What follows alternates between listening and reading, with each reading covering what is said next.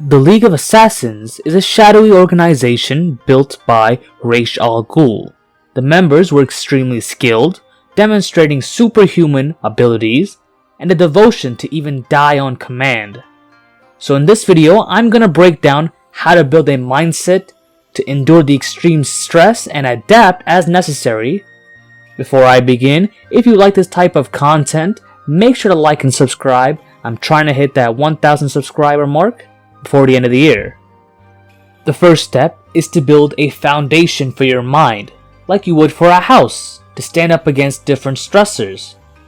The way to start this is to check up on yourself and write down any issues you're having, such as being overwhelmed, fatigue, apathy, social anxiety, etc.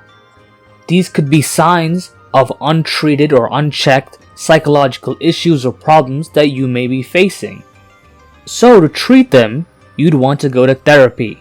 And even if you feel that you don't have any of these signs, you could be biased because it's about yourself, so it's still nice to go if you have the ability to. But because of expenses and insurance, it may not be readily available to you, so you could try some other methods used by psychologists. I'll give you two examples.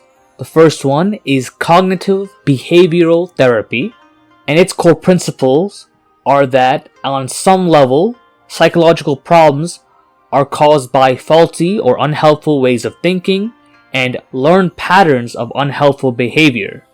According to Mayo Clinic, the steps for cognitive behavioral therapy includes identifying your troubling situation or situations, becoming aware of your thoughts, emotions, and beliefs about these problems, rooting through these thoughts, and identifying negative or inaccurate forms of thinking, and reshaping your negative or inaccurate thoughts. The other example is exposure therapy, which is a technique in behavior therapy to treat anxiety disorders and phobias. This is based off of the principles of Pavlovian conditioning. So how you start is you make a list of things that cause you anxiety or fears, then you build a ladder in order of least to greatest in terms of anxiety or fear. Then you start facing your fears, starting with the least anxious or least fearful one, repeatedly engaging it on a daily or weekly basis as a form of practice.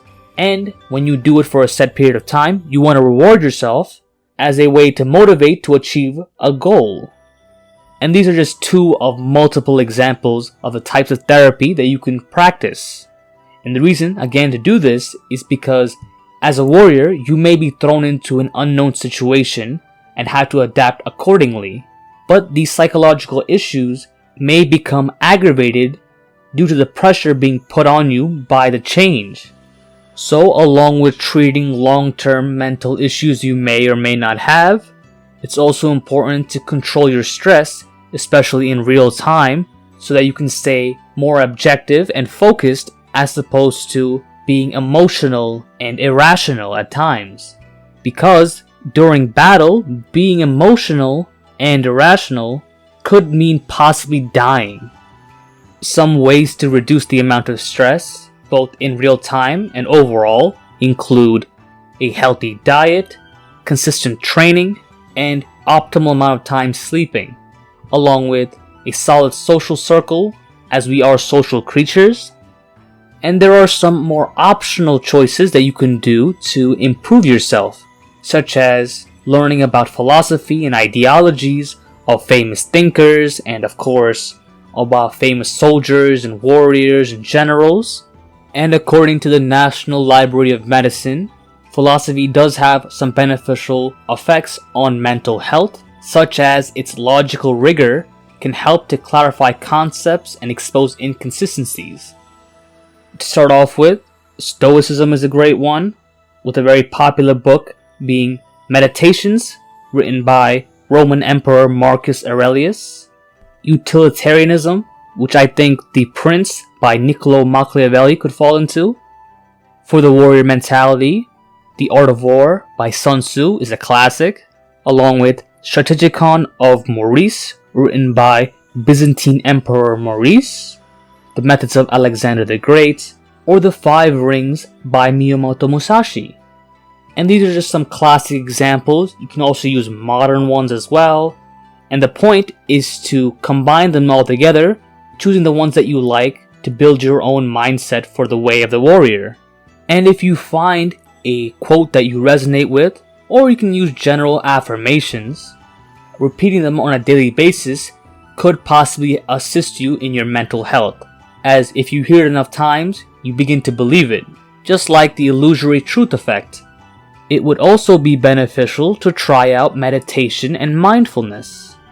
It does seem to have an effect of varying degree on stress, anxiety, sleep, depression, pain, among others, with some being mixed results and some having positive results. And for some real-time stress that you're facing, where you don't have a chance to sit down and meditate, you may want to try some breathing methods. I'll give you 2 examples. One is box breathing, where you inhale for 4 seconds, hold for 4 seconds, exhale for 4 seconds, hold for 4 seconds, and repeat. Or the double sigh, you take in 2 big deep breaths with a long exhalation. There are obviously going to be more for managing stress, and you can try each of them out and see which ones benefit you the most. The next step is to see how strong your mental foundation is. And I don't mean after you've fully completed it, because it could be a lifelong process. But once you've gotten more confident and more secure, you may want to test it out slowly. And how do you test it out? By exposing it to stress. More specifically, a stressor, which is something that causes a state of strain or tension. A great option would be basic training performed by the military. But it's understandable that you may not want to join just for this experience. You could also alternatively try SEAL Fit, or another version where they give civilians an exposure to what you would face in the military. The great thing about these experiences is that someone is telling you to do them, and you also face negative repercussions if you fail to do so. However, if you don't have the availability or chance to perform in the military or SEAL Fit, you have to do it yourself, which can be difficult, as you can easily just go, I don't feel like doing it today, and quickly give up. And that's why it's important to build rigorous habits to keep yourself disciplined.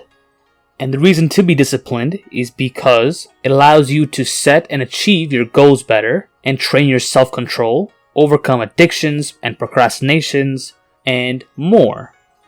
Now, most of the habits that you're going to choose won't really matter as long as it's objectively beneficial towards you in the long run, short term, or mid-term. But one specific habit to have for sure as a warrior is martial arts training. And I've made videos on both general training along with what martial arts are useful. It can take anywhere from 18 to 254 days, with an average of 66 days for a new behavior to become automatic. It's best to start with one habit at first, making small changes so that you don't reject it like you may have with New Year's resolutions. I'll give you an example. Let's say you want to eat healthier. You may start by removing all the unhealthy snacks and sweets from your house and replacing it with healthy alternatives, which usually mean that it's lower in calories. So you're still feeding your need for snacks and sweets, but with the lower calorie versions. Each of these habits is a type of training, and any adversities that stop you from doing the habit are just more training. For example, let's say that on your exercise day, you woke up with less than your optimal amount of sleep of 8 hours. Well, then you better get some pre-workout and go to the exercise, because it makes it even more difficult, which is good.